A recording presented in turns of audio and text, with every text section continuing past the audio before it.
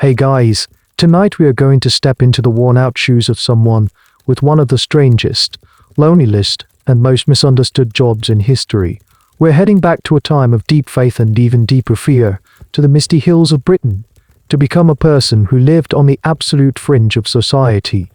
Tonight, you are a sin eater. Spoiler alert, the job benefits are non-existent, and the social life as well, you'll see. It's a role so steeped in shadow and superstition that you might just find the quiet solitude oddly comforting. So before you get comfortable, take a moment to like the video and subscribe, but only if you genuinely enjoy what I do here. Your support truly means the world. And while you're at it, drop me a comment and let me know what city you're listening from, and what time it is for you.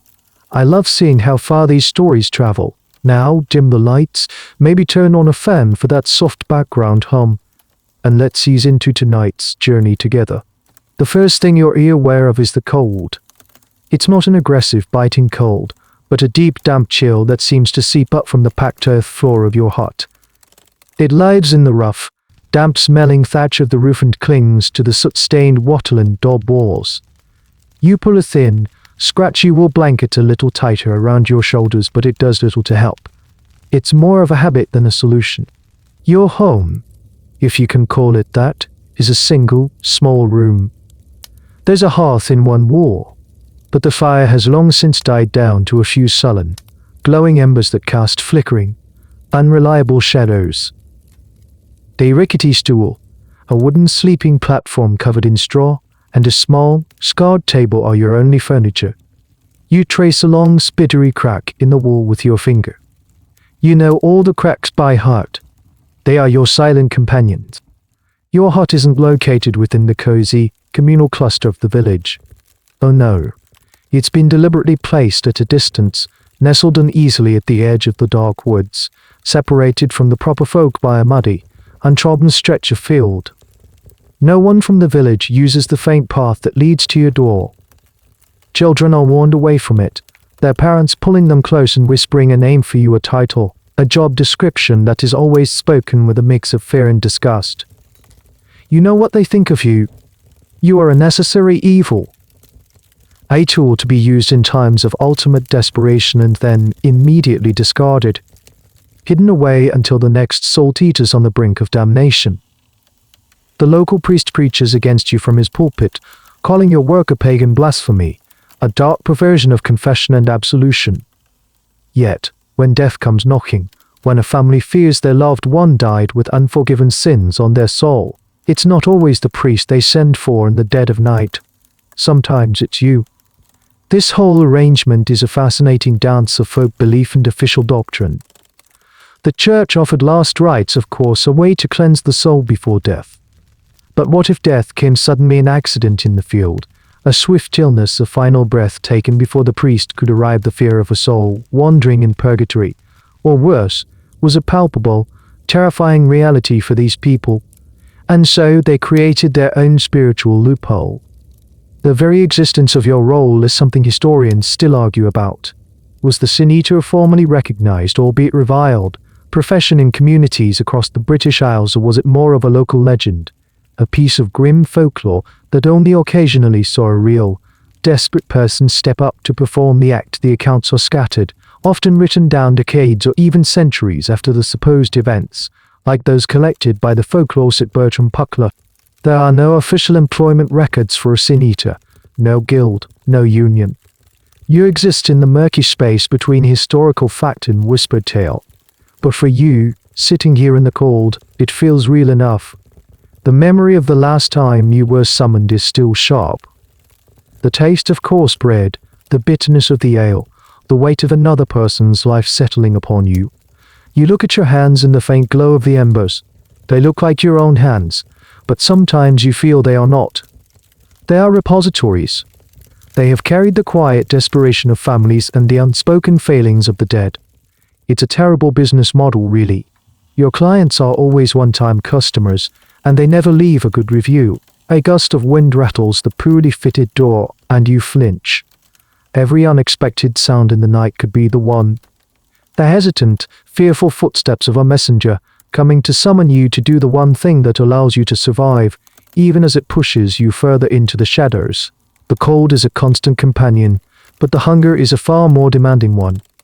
It's a hollow ache that starts deep in your belly and radiates outwards, a dull, persistent gnawing that colors every thought. You've been awake for some time, lying on your straw pallet, trying to ignore it. But it's a patient predator. It doesn't need to shout, it just waits, knowing you'll have to acknowledge it eventually. With a soft groan, you swing your legs over the side of the sleeping platform. The packed earth is cold against the soles of your bare feet. You move slowly, conserving energy. Every movement is calculated when you're running on fumes. Your first stop is the small, crudely built shelf that serves as your larder. It's more of a ritual than an act of hope. You run your fingers along the rough wood, past the small clay pot holding a bit of salt, past the bundle of dried herbs you gathered weeks ago. Your fingers find what they already knew was there, a small cloth sack containing a handful of oats and barley. Not enough for a proper meal. Barely enough to make a thin, watery gruel that will only taunt your stomach. On a good day, the wind might carry the smells from the village proper, the scent of baking bread from the communal oven, or the savory smell of pottage simmering over a dozen hearths. This is the staple food of the peasantry, a thick, endlessly stewed mix of whatever grains, vegetables, and occasionally bits of bacon or salted fish were available. It's not fancy, but it's hearty. It's sustenance. The smell alone feels like a luxury you can't afford. You are on the outside of even that simple comfort. So your world shrinks to the woods behind your hut. The forest is your larder, your marketplace, your reluctant provider. You know its secrets not out of a love for nature, but out of grim necessity. You know which mushrooms will kill you and which will just make you wish you were dead. You know how to find the tender shoots of nettles and, with careful handling to avoid their sting, boil them into something edible, unsurprisingly nourishing. This is a fantastic bit of survival knowledge that many peasants shared. Stinging nettles, when cooked, lose their sting and are rich in vitamins. A free, if slightly dangerous, superfood. Today you might have to resort to acorns. This is a task of true desperation. Acorns are full of bitter tannins, making them toxic to humans if eaten raw. You have to collect them, shell them, and then spend hours boiling them in multiple changes of water, or leaching them in a running stream for days, to draw the poison out. Only then can they be dried and ground into a coarse, gritty flour that makes a dense, barely palatable bread. It's a tremendous amount of work for something that tastes like dusty soil, but it's calories, and calories are life. As you contemplate the back-breaking work of leaching acorns, your mind inevitably drifts to an easier meal. A meal that requires no foraging, no boiling, no grinding. A meal that is brought to you. A piece of bread. A whole piece, not a crust. And a bowl of ale, not the thin, sour stuff you might brew yourself, but proper, hearty ale. This is the price. The economics of sin eating are, to put it mildly, a subject of academic debate. Was there a standard rate for absorbing a man's eternal damnation? Some accounts, like those from Shropshire, mention a specific payment to groat, which was a silver coin worth 4 pence. Others mention a 6 pence. In many tales, the only payment was the food and drink itself. Historians wonder if this was a fixed, ritualistic fee, or if a particularly desperate family might offer more for a particularly sinful relative. Did you have any power to negotiate? His uncle was a known horse thief and cursed the parson twice. That LL cost you 8 pence and an extra slice of bread. It seems unlikely. You operate from a position of absolute weakness. You are a beggar, not a contractor. You take what you are given. The coins are useful, of course. With them, you can sometimes risk a trip to a market in a distant town where you are not known. You can buy a small bag of flour, a side of salt pork, a measure of real beans. But the transaction is always fraught with peril. People have a way of sensing you don't belong. Your isolation clings to you like a shroud. So you stand in your empty, silent hut, caught in the terrible math of survival. Hours of hard labor for a mouthful of acorn bread, or a few minutes of terrifying ritual for a piece of real bread and a few coins that might last a week. The hunger makes the choice for you. It dulls the fear, silences the conscience. It whispers that the weight of a dead man's sins is nothing compared to the emptiness in your own stomach. You find yourself listening, not for the sounds of the forest, but for the sound of footsteps, for the knock on the door that means someone has died, and that you, for a little while longer, will get to live. The hunger is a physical pain, but the loneliness is a different kind of ache. It's a silence that presses in on you, broken only by the wind in the trees or the frantic scutching of a mouse in the thatch. To break this silence, sometimes you risk a journey to the edge of the village. Not into it, never into it, just close enough to watch. You find a spot on a low hill, concealed by a thicket of gorse bushes. From here you can see the village laid out below a small collection of timber-framed houses with wattle and daub walls and thatched roofs, all clustered around a muddy track that serves as the main road. The squat stone church with its small bell tower stands at one end, the spiritual heart of the community. At the other end is the ale house, its more boisterous, earthly counterpart. Smoke curls from the chimneys, a sign of life, of warmth, of community. Things you can see, but never touch. From your hiding place, you become an unwilling anthropologist. You watch the villagers go about their day. You see women carrying buckets of water from the communal well, stopping to chat. Their voices too faint for you to hear the words, but the cadence of gossip and shared pleasantries is universal. Men trudge out to the surrounding fields, their scythes and hoes resting on their shoulders. You see them working together to bring in the harvest, a rhythm of collective effort that has defined their lives for generations. And then you see the children. They chase each other through the mud, their laughter sharp and bright. One of them, a small boy with hair the color of straw, stumbles and falls. He looks up, and for a heart-stopping moment, his eyes seem to meet yours. He doesn't see you, of course. You are too far, too well hidden. But then his mother rushes over, scoops him up, and as she comforts him, she glances nervously towards the woods, towards your hut. Her hand makes a small, almost unconscious gesture in the air, a ward against evil, the sign of the cross. She has used you as a bedtime story, a local bogeyman. Be good, or the sin eater will come for you. It's a way to enforce morality, to keep children in line. You are the shadow that gives their light meaning. And in that moment, the gulf between your world and theirs feels as wide and as deep as the ocean. Their fear of you is tangled up with their deepest anxieties about sin and the afterlife. In their worldview, sin was just a moral failing, it was a tangible stain on the soul, a weight that could drag you down after death. Unconfessed sins were a terrifying prospect. This is where the practice of sin-eating or something like it finds its roots. It's a form of what anthropologists call apiotrope, icy magic rituals designed to ward off evil. And you are the lightning rod designed to draw it away from the community and onto yourself. You are not the only one who lives on the fringes. Medieval society was full of people who existed in the margins. There were the lepers, of course, forced to live in segregated colonies and ring a bell to announce their presence. There were the executioners who performed a vital civic duty but were often shunned, their touch considered polluting. Even performers like minstrels and jugglers were viewed with suspicion, their transient lifestyle placing them outside the rigid social order. But your isolation is unique. The executioner touches the body of a condemned criminal, you are believed to touch their very soul. The leper carries a disease of the flesh, you are thought to carry a disease of the spirit. You are a walking repository of everything the village wants to forget: their misdeeds, their moral failures, their mortality. One of the oldest details that some folklorists point to is the idea that a sin-eater's power or curse was sometimes believed to be hereditary. That the role would pass from father to son or mother to daughters are still debating. Was it a genuine belief that this spiritual burden could be passed down through blood? Or was it simply a reflection of social reality? A child born to a sin-eater would have no other prospects.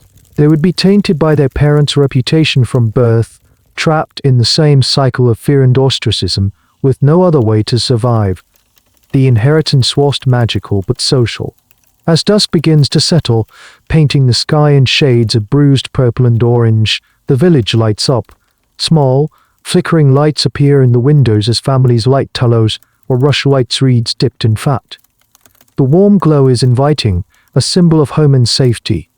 You see them gather, closing their doors against the night, against the things that lurk in the dark. Things like you. You pull your thin cloak tighter back towards the woods, towards your cold, silent hut. The brief, painful connection to the world of the living is severed. You have seen them, but you have not been seen. You are a ghost, haunting the edges of your own life. And as you walk, you can't help but listen to the whispers of the wind, imagining them forming the words you've heard 1,000 times, spat like a curse. Sin Eater. The title they give you, Sin Eater, is simple, blunt, and descriptive. It's a job title, not a name. You can barely remember if you had another name before this one. It seems to have been burned away by the brand of your profession. But what does it actually mean to them and why? In a world dominated by the Christian faith, with its priests' prayers and sacraments, would they turn to you? To understand your role, you have to understand their world. It's a world where the veil between the living and the dead, the natural and the supernatural, is incredibly thin. God and the devil are not abstract concepts, they are active forces in daily life. A failed crop could be a sign of divine displeasure. A sudden illness could be the work of a malevolent spirit or a witch's curse. Miracles and dark omens are woven into the fabric of reality. The Church provides the official roadmap to salvation: baptism, confession, communion, last rites. It's a structured, powerful system, but it has its limits. The system works perfectly if you have time. Time to feel remorse, time to find a priest, time to confess your sins and receive absolution. But life is fragile and often short. A man could be kicked by his horse, a woman could die in childbirth, a child could be swept away by a fever in a single night. This is the terror that gives you a purpose. The fear of dying in a state of sin. The Church taught that unconfessed mortal sins would lead to eternal damnation. Even lesser, venial sins could mean a long, painful stint in purgatory, a sort of spiritual waiting room where souls were painfully purged before they were pure enough for heaven. No one wanted that for their loved ones. They wanted them to have a swift, clean passage. So they devised a workaround. A folk ritual that existed in the shadow of official religion. This is where you come in. The logic behind your work is a kind of spiritual transference, a concept as old as humanity. The idea is that sin, like a physical object or an illness, can be moved from one person to another. The community needed a vessel to pour their spiritual anxieties into, and you, out of poverty and desperation, became that vessel. The ritual itself is key. It always involves specific items: bread and ale, or sometimes milk. These aren't random choices. Bread is the staff of life, a fundamental symbol of sustenance and community. In a Christian context, it's also deeply symbolic of the body of Christ in the Eucharist. The ale is a product of the harvest, a communal drink of celebration and daily life. By placing these items over the body of the deceased, the family performs a symbolic act. They are loading the food and drink with the spiritual weight of the dead person's misdeeds. The sin is drawn out of the corpse and into the meal. When you eat that bread and drink that ale, you are not just having a meal. You are consuming a life's worth of mistakes. Every lie told, every act of selfishness, every moment of anger or greed, it all supposedly funnels into you. You are, in essence, performing a dark parody of the Eucharist, where the priest consecrates bread and wine to become a holy sacrament that cleanses the communicator. You consume bread and ale that has been consecrated by death and sin, taking the filth upon yourself. This is why the villagers fear and revile you. Once the ritual is complete, you are no longer just a poor, hungry outcast. You are now carrying the spiritual contamination of the deceased. You are a walking, breathing container of damnation. To touch you, to share a meal with you, or even to look you in the eye for too long is to risk being tainted by the sins you carry. It's a fascinating, if terrifying, piece of psychological projection. They have successfully cleansed their dead and reinforced their own sense of purity by casting you out. Your damnation is their salvation. The origins of this practice are murky, a topic of intense debate among folklorists and historians. Some trace it back to pre-Christian pagan rituals, suggesting it's a survivor from an older belief system that was simply given a Christian gloss. The idea of a scapegoat, an animal or person who symbolically takes on the sins of a community and is driven out, is ancient and appears in many cultures, most famously described in the Old Testament, very intimate version of the scapegoat. Others argue that the sin eater as a specific, defined profession might be an exaggeration, a local superstition that was sensationalized by later writers. They suggest that perhaps it wasn't a formal job, but a desperate, one-off act performed by a tramp or a beggar who was offered food to participate in a strange family ritual they didn't fully understand. The evidence is simply too thin to be certain. We have anecdotes and folktales, but no sin-eater diaries have ever been found. But, as you sit in your hut, the academic debate means very little. You know the ritual. You know the look in the family's eyes, a mix of hope and horror. And you know the profound, crushing weight you feel after you've cleared your plate. Whether it's real or imagined, the burden is yours to carry. You are the community's living, breathing secret, the keeper of their final, desperate bargains. The days bleed into one another, a monotonous rhythm of survival. Forage, sleep, stoke the embers, watch the woods. But underneath the quiet routine, there is a constant, low-level hum of anticipation. It's a feeling you've come to know well, the waiting. You are waiting for death. Not your own, but someone else's. It's a strange and unsettling state of being. Part of you dreads the summons. It means walking into a house filled with grief and being met with fear.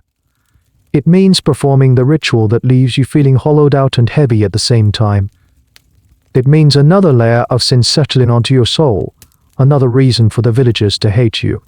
But another part of you, the part that feels the gnawing emptiness in your stomach, craves the summons. It means food, real food. It means survival for another week, another month. This conflict wages a silent war within you. Hope and fear are so tight as a silent war within you. Every creak of a branch in the wind, every distant shout from the village, makes your head snap up. Is this it? Is it time? The waiting gives you too much time to think. You find yourself becoming a connoisseur of endings, an unwilling expert on the village's mortality. You know the seasons of death. Winter is the cruelest. The old and the frail succumb to the relentless cold, their coughs growing wetter and deeper until they simply stop. The first blooms of spring can be deceptive too, bringing fevers that sweep through the tightly packed houses. Summer has its own dangers, accidents in the fields during the long hours of harvest, or sickness from tainted water. You listen to the church bell. It's the village's timepiece and its narrator. It rings for services, for weddings, and for funerals. When it tolls for a death, a slow, mournful peal, you listen with a professional's ear. You try to decipher the sound. Is it for an old man whose passing was long expected, or is it for someone young, taken suddenly, the family of an old, pious man who lived a good life and received his last rites from the priest will have no need for you. Their grief is clean, sanctioned. You are for the messy deaths, the sudden, the unexpected, the sinful, the man who fell from his roof while drunk, the woman who harbored a secret, bitter grudge against her neighbor, the young man known for his quick temper and even quicker fists. These are your potential clients. Their families are the ones who lie awake at night, tormented by the thought of final words left unsaid, of sins left unconfessed. Theirs is a desperate grief, tainted by fear. This reliance on folk practice alongside formal religion is a classic example of what historians call popular religion. It's the messy, vibrant, lived experience of faith, as opposed to the clean, ordered theology dictated by the church. The average medieval peasant wasn't a theologian. Their faith was a practical toolkit for navigating a dangerous and uncertain world. It included prayers to saints for specific problems street, Anthony for lost things street, Christopher for safe travels, but it also included a host of other beliefs and rituals that the church might deem superstitious or even heretical. For instance, some people believed that a seventh son of a seventh son had healing powers. This had nothing to do with church doctrine but was a powerful belief nonetheless. You, the sin eater, are the ultimate expression of this popular religion. You are a solution born from the gap between what the church promised and what the people feared. You are the emergency service for the soul. Historians still debate the precise geography and timeline of your profession. The most famous accounts, like the one recorded by the 17th century antiquarian John Aubrey, place sin eaters in Herefordshire, on the border between England and Wales. This region was known for its lingering folk traditions, but there are similar stories from other parts of Wales and the Welsh Marches. Was it a uniquely British, or even a uniquely Welsh border phenomenon, or did similar figures exist elsewhere under different names? Their stories now lost to time, the records hard to sparse to say for sure. The practice seems to have faded out by the early 20th century, a relic of a world that was slowly being replaced by science and modern medicine. But for you in this moment, it is not a historical curiosity. It is your life. The sun begins to set, casting long shadows that stretch from the woods like grasping fingers. The air grows colder. Another day is ending, and no one has come. The hunger in your belly sharpens. You chew on a piece of dried birch bark, trying to trick your stomach. The bitter taste fills your mouth. You lie down on your straw pallet, pulling the thin blanket over you. And you close your eyes. But if you do, you know what the dream will be about. It will be about a knock on the door. A quiet, hesitant, fearful knock in the dead of night. It's the deepest part of the night. The moon is a sliver, hidden behind a thick blanket of clouds, and the darkness outside your hut is absolute. It's a heavy, silent darkness, the kind that feels like it has weight. You are drifting in that shallow, uneasy state between sleep and waking when you hear it. It's not a loud noise. It's a soft, furtive sound, the snap of a twig, the squelch of a boot in the mud not far from your door. Your eyes snap open. Every muscle in your body tenses. You don't move. You just listen. The world holds its breath with you. There are no animal sounds now. The creature, whatever it is, has been silenced by the presence of a human. You hear another sound, closer this time. The hesitant shuffle of feet. This is not the sound of a lost traveler or a curious villager. This is the sound of someone who knows exactly where they are going but wishes they were anywhere else. Then comes the knock. It's not a firm, confident rap. It's a faint, timid tapping, so soft you almost think you imagined it. 3 quick, nervous taps on the rough wood of your door. Tap, tap. The sound hangs in the cold air of your hut, charged with meaning. This is it. The waiting is over. You rise slowly from your pallet, your heart a frantic drum against your ribs. It's that familiar, sickening mix of dread and relief. The relief is for your starving body. The dread is for your soul. You don't bother with a candle, you know the layout of your small world by touch. You move to the door, your bare feet silent on the packed earth. You hesitate for a moment, your hand hovering over the simple wooden latch. You take a slow, deep breath, trying to calm the tremor in your hands. You lift the latch. The door groans open on its leather hinges, a sound of protest in the immense quiet. Standing before you is a figure, a silhouette against the slightly less black fabric of the night. You can't make out the face, just the shape of a man stooped and cloaked, his head bowed as if he cannot bear to look at you directly. The air is thick with the smell of rain-soaked wool and fear. He doesn't speak at first. The silence stretches, filled only by the sound of his ragged breathing. He is the messenger, the reluctant link between the world of the living and your world of shadows. He is likely a son, a brother, or a close friend of the family. They would not send a stranger for a task this delicate, this shameful. "It is my father," he finally whispers, his voice rough and strained. He still won't look at you. His eyes are fixed on a point on the ground somewhere to your left. Thomas the Weaver. He passed at sunset. It was quick. There was no time for the priest. Thomas the Weaver. You don't know the man personally, of course, but you know of him. You've seen him from your hilltop perch, a stooped figure walking at his loom through an open doorway in the summer. You heard he had a reputation for being tight-fisted and short-tempered. I'm unlikely to have a few unconfessed sins clinging to him. The messenger fumbles inside his cloak and pulls out a small, heavy pouch. He thrusts it towards you. The family asks if you will come. It's not really a question. It's a plea disguised as a transaction. He doesn't want to be here. He wants this to be over as quickly as possible. You don't reach for the pouch. The payment comes after. That is the tradition. You simply give a slow single nod. It is all the answer he needs. This moment the summoning is shrouded in superstition. Some folk tales claim that the messenger had to perform a specific ritual to call you, like walking backwards to your hut or speaking a certain phrase. Historians suspect this is likely an embellishment, a way to make the story more dramatic. The reality, they argue, was probably much more direct and desperate, just like this. A simple, grim negotiation in the dark.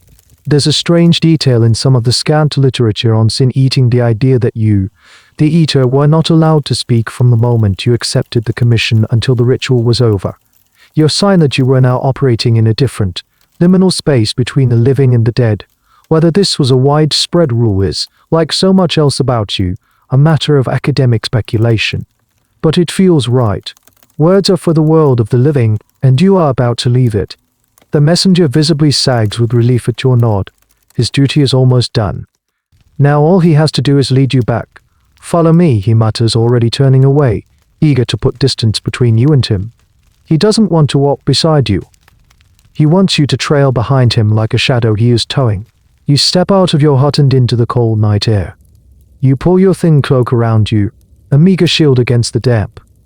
The door to your home swings shut behind you with a soft click, and you are once again a creature of the night, a functionary of death. You fix your eyes on the dark shape of the messenger moving ahead of you and begin the journey. You place your feet carefully, trying to walk in the footsteps he leaves in the mud, a silent, obedient spectre on the path to someone else's sorrow. The journey through the darkness is a tense and silent one. The messenger keeps a brisk pace, always staying 10 to 15 feet ahead of you. He never looks back, but you can feel his awareness of you. It's in the rigid set of his shoulders and the way he hurries his steps, as if hoping to outrun the presence following him. You walk through the woods, the familiar path now made strange by the night and the purpose of your journey. The trees loom on either side, their branches like skeletal fingers crawl the sky. The air is heavy and still. Normally, the night forest is alive with sound, the hoot of an owl, the rustle of a small animal in the undergrowth. But tonight, it seems as if all of nature is holding its breath, bearing silent witness to your grim procession. As you get closer to the village, the path becomes muddier and more treacherous. This is the no man's land, the symbolic buffer between your world and theirs. Your bare feet sink into the cold, thick mud. The feeling of it squishing between your toes a constant, unpleasant reminder of your lowly status. The messenger, presumably wearing sturdy leather boots, navigates it with more ease, but you still hear him slip and curse under his breath occasionally. Finally, you emerge from the tree line. The village is ahead, a collection of dark, sleeping shapes. No lights burn in any of the windows. The only illumination is the faint, ghostly glow of the overcast sky. It's a sleeping community, entirely unaware of the strange, secret ritual about to take place in its midst. Their ignorance feels like a form of protection. Your guide slows down, becoming even more cautious as you enter the village proper. He leads you not down the main track, but through a series of narrow, winding alleyways between the houses. You pass by shuttered windows and silent doors. You can smell the lingering sense of wood smoke, livestock, and damp earth. You are inside the walls, so to speak, but you have never felt more like an outsider. You are a secret being smuggled in the back way. This clandestine movement is part of the ritual's shame. The family needs you, but they do not want their neighbors to know they are resorting to your services. It's a private matter, a family stain to be dealt with quietly. A public acknowledgement of needing a sin-eater would be an admission that their loved one died a bad death, a source of gossip and shame for generations. The tension of this journey highlights a fascinating aspect of medieval life, the constant negotiation between public reputation and private reality. Everyone strived to present a pious, orderly face to the community. Your reputation or good name was your most valuable asset. It affected who you could marry, who would trade with you, and your standing in the village. To be seen bringing a sin-eater to your home would shatter that public image. There is a strange, niche debate among historians who study medieval social customs about the legal status of figures like you. You committed no crime by existing, but your practice was condemned by the church.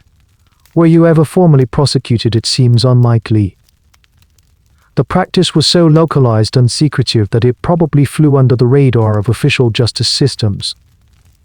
You existed in a gray area of the law, neither legal nor explicitly illegal. protected by the very secrecy and shame that defined your existence. It's a classic case where folk custom was too ingrained for the official powers to stamp out completely. You pass the back of the alehouse, the source of so much village cheer, now silent and dark. You see the looming shape of the church tower against the sky, a silent stone judgment on your entire profession. You wonder, for a fleeting moment, what the priest would say if he saw you now, slinking through the shadows to perform your unholy sacrament. The thought sends a chill down your spine that has nothing to do with the cold night air. The messenger finally stops in front of a small, unremarkable house at the edge of the village, near the weaver's workshop. This must be it, the house of Thomas the Weaver. It is as dark as all the others, but the silence he feels different. It's not the silence of sleep, it's the silence of grief. He gestures towards the back door, a low, narrow entrance. He doesn't knock. He simply lifts the latch and pushes it open, holding it for you to enter. He still won't look at you. Now he is just another grieving family member, another client. As you pass him to step over the threshold, you catch a whiff of something from inside the house, the cloying, faintly sweet smell of death. And something else too, the smell of baking bread.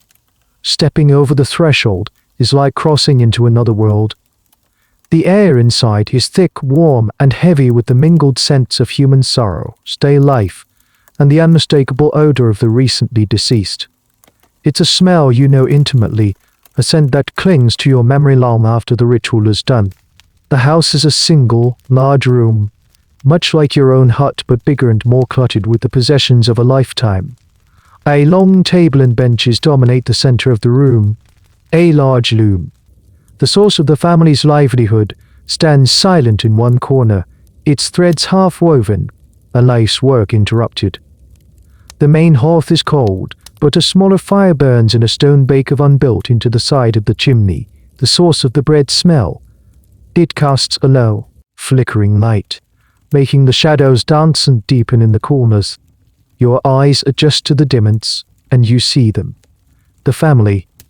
They are huddled together on a bench against the far wall, as far away from the door as possible. There is a woman, presumably the widow, her face pale and swollen with weeping, her head covered by a simple linen coif. Two grown sons, one of them your messenger, stand beside her, their faces grim and set. A younger daughter sits on the floor, her face buried in her mother's lap. When you enter, a wave of palpable tension washes over them. The daughter flinches and presses closer to her mother. The messenger son refuses to meet your gaze, staring intently at the floor. The other son looks at you with an expression of raw, undisguised hostility, his hands clenched into fists at his sides. Only the widow looks at you directly, and her expression is the most complex of all. It's a desperate cocktail of fear, revulsion, and a sliver of terrified hope. She needs what you can do, but she hates you for it. She hates that she means you at all. You are an intruder in their grief, a necessary but deeply unwelcome presence. You are the physical embodiment of their failure to get a priest in time, their fear that their husband and father was not pure enough for heaven. Your presence in their home is a mark of their shame. You stand by the door, silent and still, your cloak wrapped tightly around you. You do not move further into the room. You wait. You are a tool waiting to be used. The silence in the room is deafening, broken only by the mother's quiet, hitching sobs and the crackle of the fire in the small oven. This moment perfectly illustrates the social dynamics of your role. You are simultaneously powerful and powerless. You hold the key to this family's peace of mind, the power to, in their belief system, save their loved one's soul from an eternity of torment. This gives you a strange, momentary authority. Yet you are also the most despised person in the room. You are an untouchable or pariah. You have no social standing, no rights, no voice. You can be ordered, used, and then discarded. It's interesting to consider the role of women in these rituals. While your messenger was a man, it was often the women of the household who were the keepers of folk traditions and remedies. The wise woman of the village, who knew about herbal cures and midwifery, often operated in a similar grey area to you, respected for her skills, but also viewed with suspicion, sometimes even accused of witchcraft. It was the matriarch of the family who made the decision to call for a sin-eater, her faith in the old ways stronger than the men's. The historical record, written mostly by men, is often silent on this, but it's a subject that social historians continue to explore. Was the fear of purgatory more pronounced among women, who were often asked with the spiritual well-being of the household? It's a question without a clear answer. Finally, the widow stirs. She whispers something to her hostile-looking son. He gives you one last glare of pure hatred before striding over to a small chest in the corner. He lifts the lid and pulls something out. It is a simple wooden bowl and a loaf of bread, still warm from the oven. It is a soul cake, a loaf baked specifically for this purpose. He doesn't hand them to you. He walks past you, his shoulder brushing yours, a contact that makes him recoil as if he has been burned, and places the items on a small stool just inside the doorway. He then gestures with his head towards the other side of the room to a dark alcove. He is there, he grunts, his voice thick with resentment. You give a slow nod, understanding. The transaction has been laid out. There is the problem, and here is the solution. You are not invited into the family space. You are to remain in this liminal area by the door, an outcast even within the confines of the house. You turn your gaze towards the alcove, towards the source of the room's heavy silence. You leave the family to their huddled grief and turn your attention to the business at hand. The son's gesture directs you to a curtained-off alcove, a common feature in peasant homes. This small, enclosed space would normally contain the master bed, offering a sliver of privacy and warmth in the communal living area. Tonight, it is a makeshift chapel of the dead. As you approach, you feel the family's eyes on your back. Every step you take is measured and observed. You are a performer in a play they've commissioned, but cannot bear to watch too closely. You pull back the heavy wool curtain. The air in the small space is stale and cool. Lying on the simple rope-strung bed is the body of Thomas the weaver. He is dressed in a clean linen shroud, his hands crossed over his chest. His face in the flickering firelight is peaceful in a way it probably rarely was in life. The lines of temper and worry have been smoothed out by the ultimate stillness. His eyes are closed, but you feel the weight of his unseeing gaze. You stand there for a moment, simply looking at him. This is the most intimate part of the process, before the ritual even begins. You are alone with the deceased, a stranger tasked with handling his spiritual ledger. Who was this man? Really, you know the village gossip that he was a Pharisees, that he watered down his ale, that he argued with the reeve over taxes. But were those the sins that troubled his family, or were there deeper, more secret failings, a hidden cruelty, a forgotten act of kindness, a lifetime of quiet desperation? You will never know. It doesn't matter. Your job is not to judge or understand. Your job is to absorb. You are a blank slate upon which his life's errors will be written. The family's decision to call you reveals the depths of their desperation. They are willing to engage in a forbidden, pagan ritual and invite a figure of ultimate social pollution into their home. Why? Because the alternative is worse. The thought of their father, their husband, suffering for eternity is a torment they cannot endure. Their love for him, twisted as it is by fear, outweighs their social conditioning. This transaction is a dark mirror of the medieval concept of patronage. A wealthy lord might pay for a chantry priest to say masses for his soul in perpetuity, hoping to speed his way through purgatory. The poor peasant couldn't afford that. They couldn't endow a chapel or pay for 1,000 candles. But they could find a few coins and bake a loaf of bread. You are the poor man's chantry priest. You offer a one-time, all-inclusive service for a fraction of the cost. It's this economic dimension that fascinates certain historians.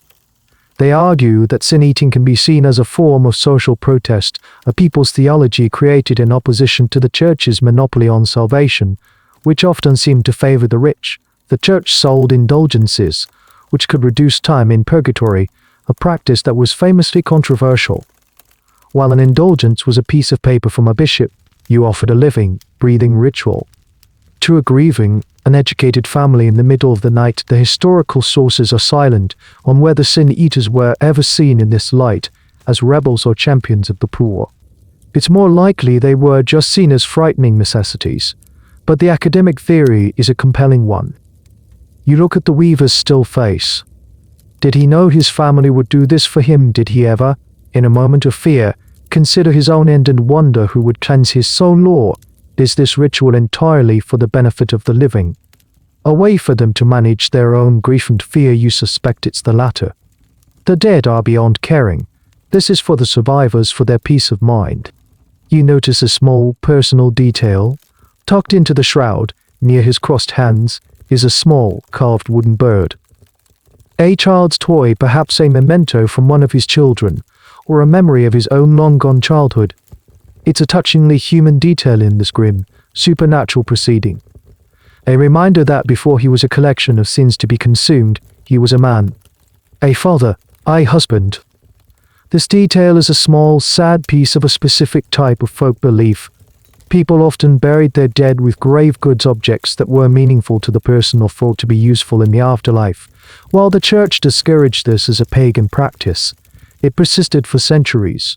Coins were sometimes placed on the eyes or in the mouth to pay the ferryman in the underworld, a classical, pre-Christian idea that survived deep into the Christian era. This little bird is part of that same tradition, a quiet act of love and remembrance that exists alongside the official rites. You reach out, your hand hesitating for a fraction of a second before you gently touch the weaver's cold forehead. The skin is waxy and firm. It's a gesture of connection, a silent acknowledgement of the bond you are about to form. You are about to take his life's burdens into yourself. You turn away from the bed, letting the curtain fall, closing him back into the darkness. You walk back towards the stool by the door, your face set and impassive. It is time for the meal to be prepared. You return to your designated spot by the door. The image of the still weaver behind the curtain burned into your mind. The hostile son is waiting, holding the warm loaf of bread and the wooden bowl. He avoids your eyes, focusing on the objects in his hands as if they are the only things in the room. His movements are stiff, reluctant. He places the bowl on the floor and sets the loaf of bread beside it. Then he turns to his mother. The widow, her face a mask of sorrow, rises slowly and goes to a large clay jug near the hearth. She ladles out a measure of dark, cloudy ale into the bowl. The smell of molten yeast fills the air, a scent of life in a room heavy with death. This is not celebratory ale, it's thick, bitter, and likely brewed at home. It is the drink of sustenance, the stuff of daily life. The meal is now complete. A piece of bread and a bowl of ale. The supper of sin. The simplicity of the elements is part of the ritual's power. These are not exotic, magical ingredients. They are the most common, fundamental elements of their diet. This grounds the supernatural act in the grim reality of their world. Sin is not some far-off, abstract concept. It can be absorbed by the food they eat every day. The widow carries the bowl of ale and the loaf of bread not to you, but towards the curtained alcove. Her sons follow. A solemn, fearful procession. The daughter stays behind, hiding her face, unwilling to witness this part. This is the crucial moment of transference. The food must make contact with the deceased. You watch as the widow pulls back the curtain once more. She approaches the bed where her husband lies. Her hand, holding the loaf of bread, is trembling so much that the bread shakes with it. With a whispered prayer or perhaps a curse, you cannot tell, she passes the loaf slowly over the body, from head to foot, not quite touching the shroud but moving through the air just above it. The belief is that the bread, like a magnet, is drawing the sins out of the body, absorbing the spiritual stain into its soft, porous crumb. Next, she does the same with the bowl of ale, holding it carefully with both hands. She passes it over her husband's still form. The dark liquid sloshes, threatening to spill. The ale, a liquid, is thought to wash the soul clean, collecting the remnants of wrongdoing. This practice of passing an object over a body to either heal or cleanse is ancient.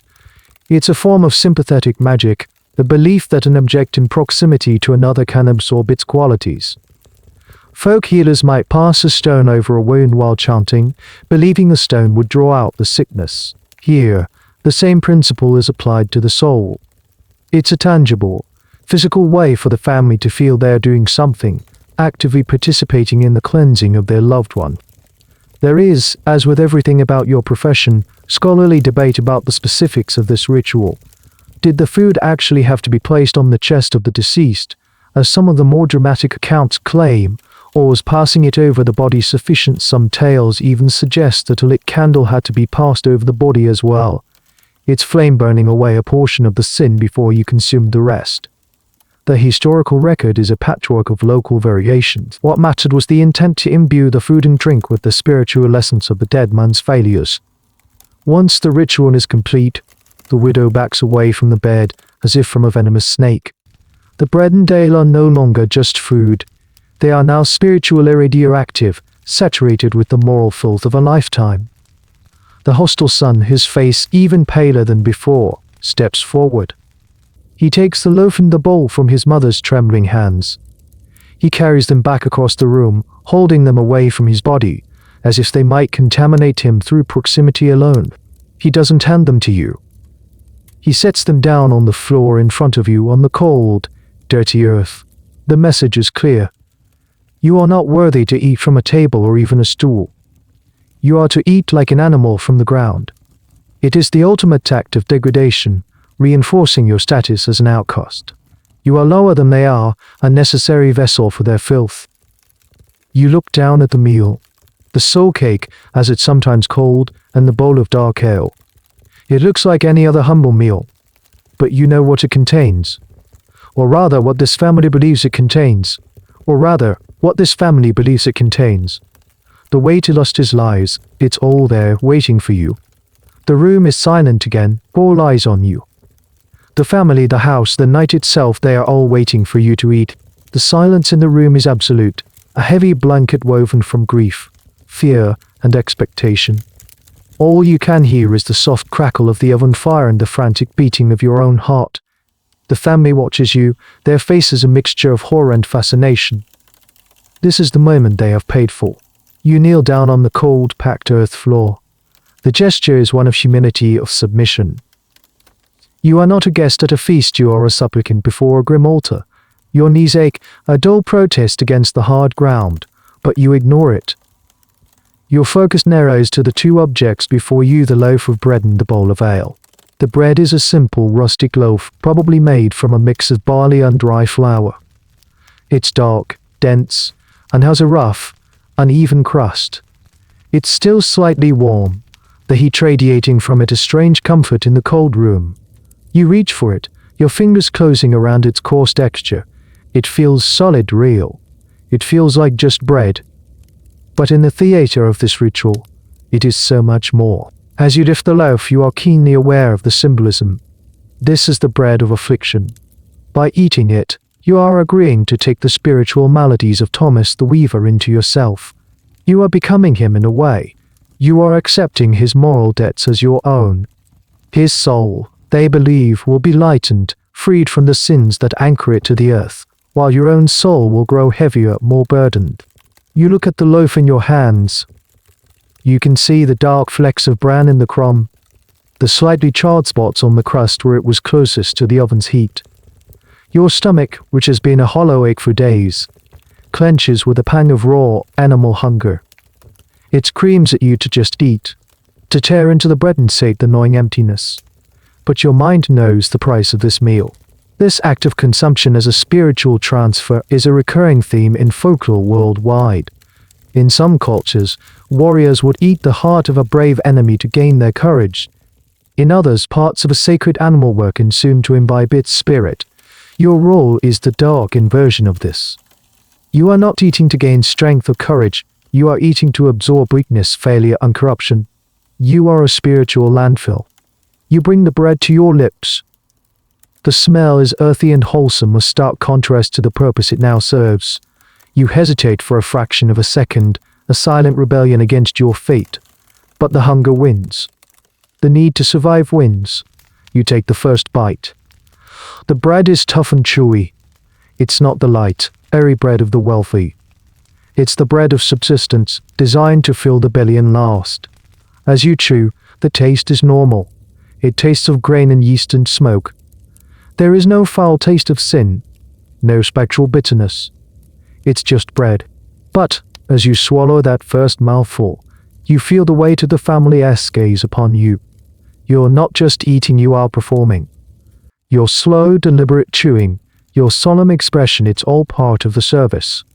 You are showing them that you are taking this seriously, that you are truly consuming the essence of their loved one's misdeeds. You take another bite, and then another. You eat methodically, without pleasure, without haste. Each bite is a conscious act of acceptance. You are eating Thomas the Weaver's short temper. You are swallowing his petty dishonesty, yes. You are digesting the arguments with his wife, the curses muttered at his faulty loom, the covetous glance he gave his neighbor's fat pig. Whether you believe it, only reality that matters.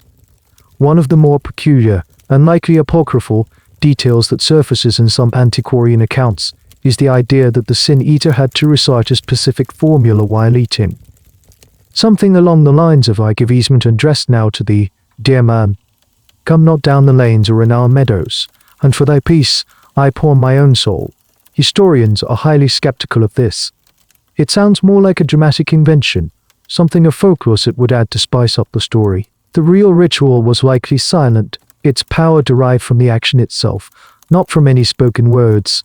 Your silence is more profound, more chilling, than any incantation. You continue to eat, bite by deliberate bite, until the entire loaf is gone. Your stomach, so long empty, feels tight and full. The immediate, physical relief of the food is undeniable, but it is accompanied by a profound, psychological heaviness. You have done it. You have ingested the man's life. Now, all that remains is to wash it down. You turn your attention to the bowl of ale, the final part of this terrible communion. With the heavy bread sitting in your stomach, you reach for the wooden bowl of ale. Your hands, which were steady as you ate the bread, now have a slight tremor. The ale is the final seal on this grim contract.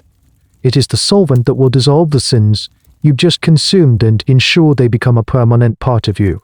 The bowl is cool and smooth to the touch, worn down by years of use.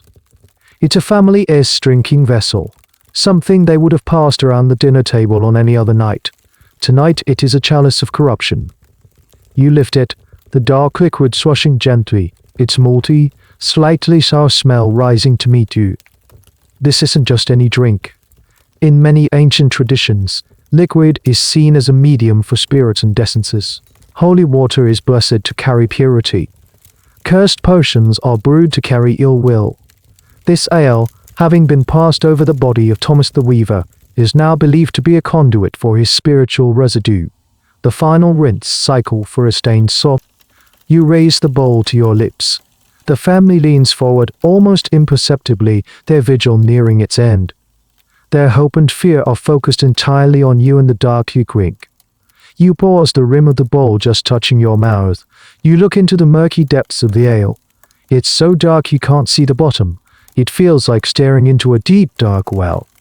You tilt the bowl and take the first long, deep swallow. The ale is strong, thick, and bitter. It's not the refined, clear ale you might find at a lord's hall, but a potent, unfiltered peasant brew.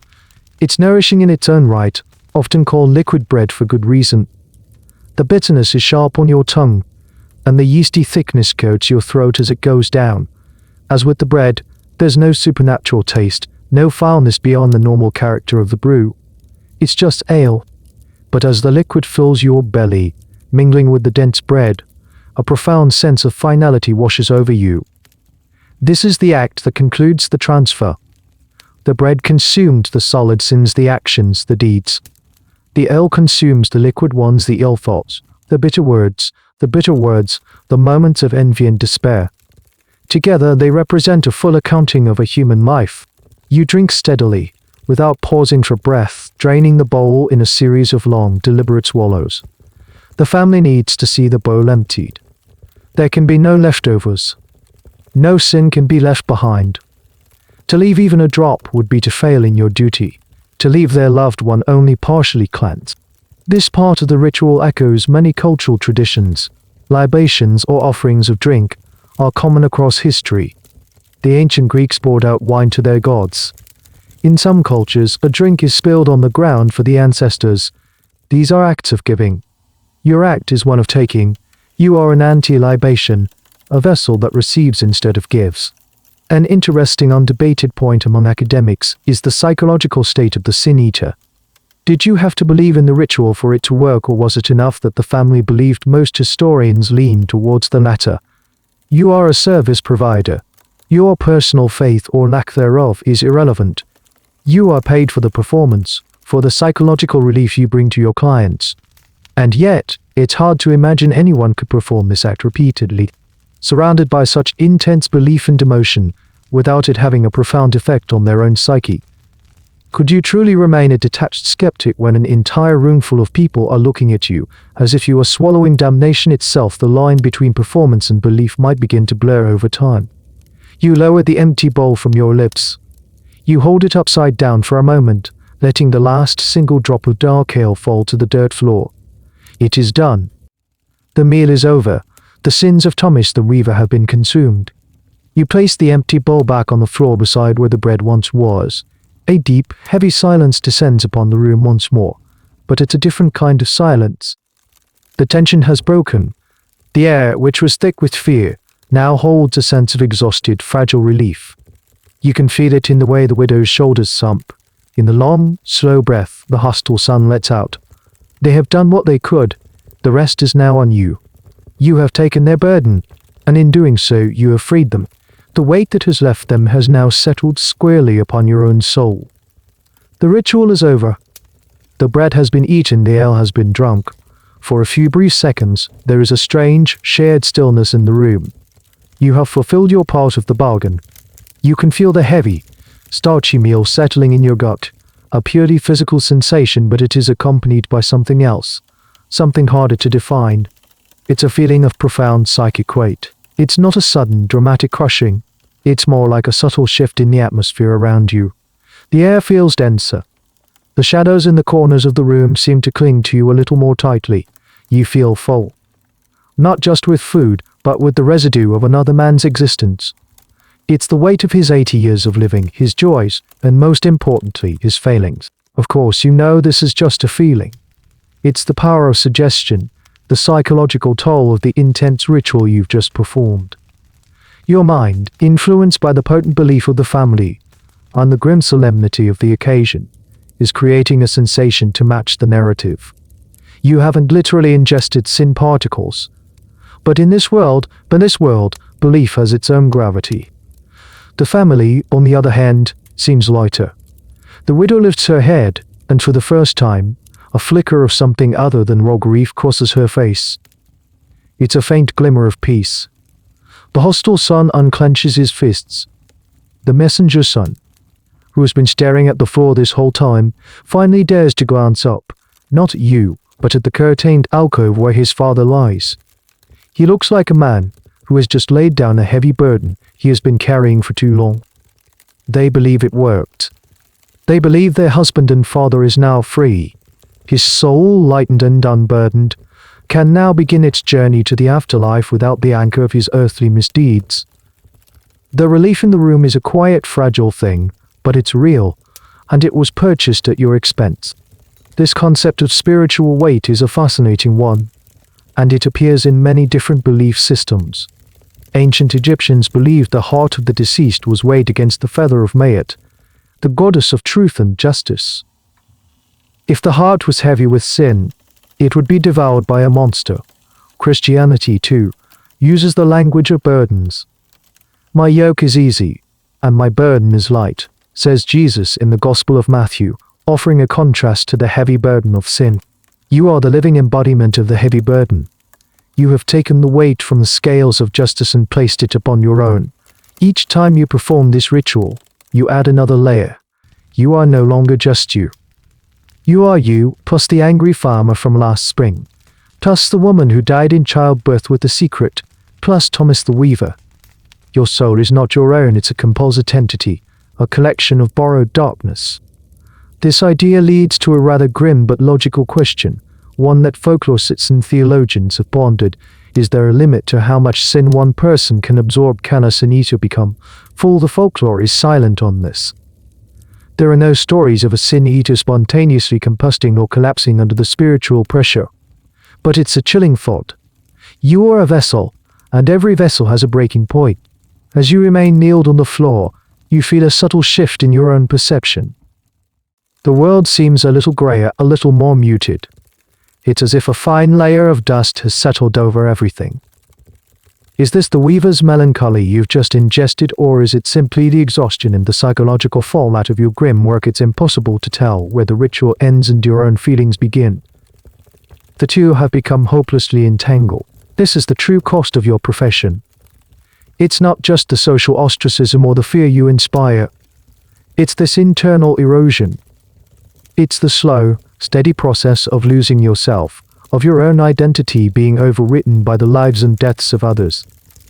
You came here tonight as one person, and you will leave as someone slightly different, someone carrying a weight that doesn't belong to them. You slowly, stiffly, get to your feet. The movement breaks the spell. The moment of shared, silent communion is over. The transaction is complete. Now only one thing remains: the payment and the banishment.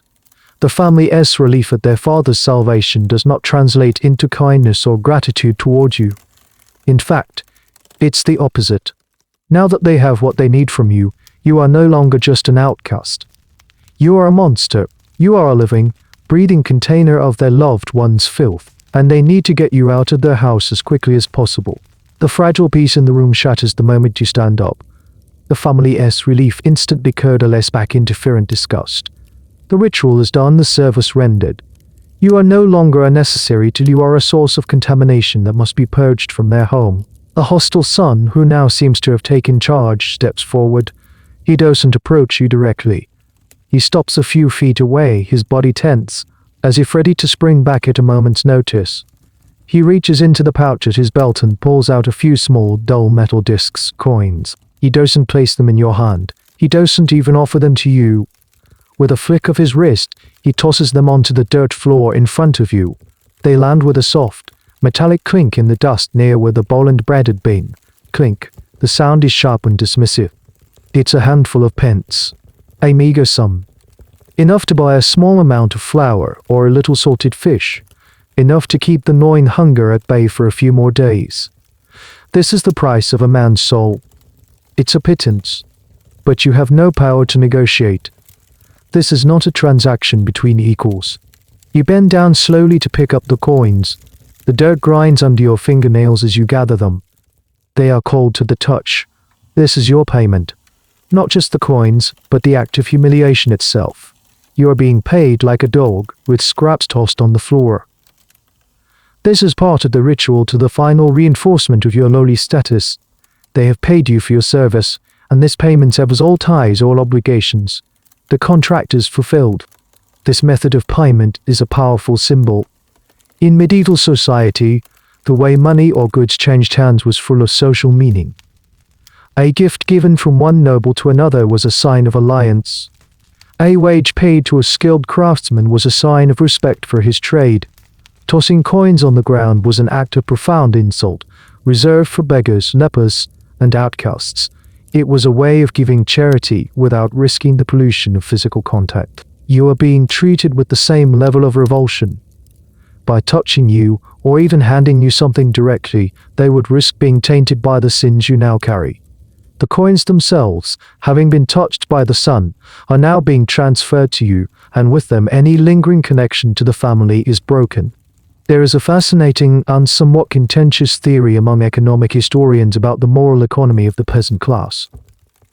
It suggests that pre-capitalist societies weren't just driven by pure profit motive, but by a complex web of social obligations, traditions, and a sense of fairness or a just price.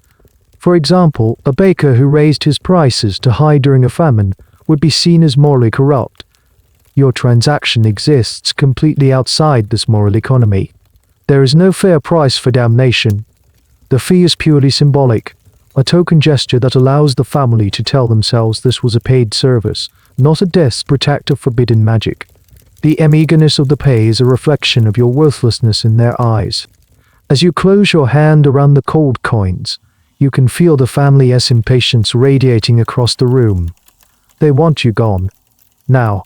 The son gestures sharply towards the door with his chin. His message is unmistakable: get out. There are no words of thanks. No God bless you. No acknowledgement of the peace of mind you have just provided them. Gratitude would imply a shared humanity, a connection. And they need to deny the connection at all costs. To thank you would be to thank the darkness itself. You turn towards the low back door through which you entered, your movements slow and deliberate. You don't look back at them. You know what you would see in their faces, not relief, but a hard, unforgiving fear. You are the keeper of their secret, the living proof of their brush with folk magic. Your very existence is a reminder of a night they will want to forget. You pull your thin cloak tighter around you. The food in your belly is a heavy, leaden weight. The coins in your hand are cold and small. You have what you came for, a full stomach and a few pence. You have traded a piece of your soul for a few more days of life. It's a bargain you have made before, and one you will have to make again. You push open the door and step out into the cold, pre-dawn darkness, leaving the house of grief behind you. But you are not yet free. The final part of the ritual is still to come. The moment you step outside, the door slams shut behind you with a loud, definitive thud. The latch clicks into place. You are sealed out. The brief, terrible intimacy of the ritual is over, and you are once again cast into the darkness, an unwanted spectre. But your departure is not a quiet one. As you take your first few steps away from the house, a shutter is thrown open above you. The hostile son's head appears in the window. "Begone, creature," he hisses, his voice a low, venomous snarl. "And take your filth with you." His words are like stones, sharpened, meant to wound. And then actual stones follow. A small pebble hits you squarely in the back. It doesn't hurt much, more of a sting than a blow, but the intent is clear. Another clatter rests on the muddy ground beside you. From the other side of the house, you hear a dog begin to bark frantically, set off by the commotion. A light appears in a neighboring window, a flicker of yellow in the deep blue of the fading night. Someone has been woken. "Get out of our village, devil." A woman's voice shrieks from another house. "Don't you bring your curse back here." Suddenly, you are not just being expelled from one house, but from the entire community. The shame and secrecy of your summoning have now exploded into a public, ritualistic banishment. It's as if they were all waiting, holding their breath, and now that your purpose is served, they can unleash their pent-up fear and hatred upon you. You don't run, you walk. A steady, dignified pace is all the defiance you have left. You keep your head down, your cloak pulled around you, and you walk away. More curses follow you, weaving a tapestry of hate in the cold air. They call you ghoul, carrion eater, soul thief. They are casting you out, reinforcing the boundaries of their community by defining you as something that is not, and can never be, a part of it. This act of ritualized expulsion is a deeply ingrained human behavior. Anthropologists have documented similar practices in cultures all over the world. It's a way for a community to purge itself of what it perceives as contamination, whether that's a criminal, a heretic, or someone like you who deals with the taboo. The scapegoat from the Old Testament wasn't just sent away, it was laden with the sins of the people and driven into the wilderness in a public ceremony. More intimate version of the same psychological need. By driving you out, they are cleansing themselves. A rotten piece of vegetable, likely a turnip, flies past your head and splatters in the mud in front of you. A clod of earth hits your cloak. It's a terrifying, humiliating gauntlet. You are a moving target for their collective anxiety. It's a point of academic curiosity whether these banishment tests were always this violent. Were some sin-eaters allowed to depart in peace, slipping away as quietly as they arrived? The folkloric accounts, which tend to favor drama, often describe this chase. The reality was likely varied. A family in a more isolated homestead might just let you go, but in a tightly knit village, where secrets are hard to keep, a public shunning might have been the only way for the family to prove to their neighbors that they were now disavowing you, washing their hands of the dirty business they initiated. They are performing their own piety for the benefit of the audience that is now awakened watching. You don't look back. You keep your eyes fixed on the dark line of the woods, your sanctuary, your prison. The shouts and curses seem to give the villagers strength, bonding them together in their shared animosity towards you. They are afraid of death, afraid of damnation. And it's so much easier to be afraid of you. You are their abstract fears and given them a face and a name. You are their fear made flesh. As you finally reach the edge of the village, the shouting begins to fade. They will not follow you into the woods. The forest is your domain, a place they themselves fear, full of ancient spirits and shadows. Their courage ends where your world begins. The last thing you hear is the bolt being thrown on a nearby door. Another sound of a community sealing itself off from the darkness you represent. The silence of the woods envelops you like a cool blanket. The only sounds now are your own ragged breathing and the squelch of your feet in the mud. The adrenaline begins to fade, leaving behind a deep, bone-weary exhaustion and the familiar, dull ache of humiliation. The stones didn't break your skin, but the words have left their own invisible bruises. You have done your job. You have saved a soul. The journey back to your heart is a study in contrasts. The path is the same one you walked just hours before, but everything feels different. On the way to the village, you were a vessel of potential, a solution to a problem, propelled by hunger and a strange sense of purpose. Now on the return leg, you are a vessel filled to the brim, a spiritual landfill site being carted away from civilization. The pre-dawn light is starting to filter through the canopy above, a soft, grey illumination that turns the world into shades of charcoal and silver. The woods are beginning to wake up. You hear the first tentative chirps of a bird, the rustle of a badger heading back to its set. To the natural world, you are just another creature moving through the undergrowth. There is a simple, profound comfort in that anonymity. The trees do not judge you. You walk slowly, your body heavy with the food you consumed and the exhaustion of the night's events. You can still feel the dull sting on your back where the first stone hit you. It's a small, physical reminder of the hatred you faced. You reach into your pocket and touch the few cold coins. They don't feel like a payment. They feel like evidence of a crime. This loneliness is different from the quiet solitude of your heart.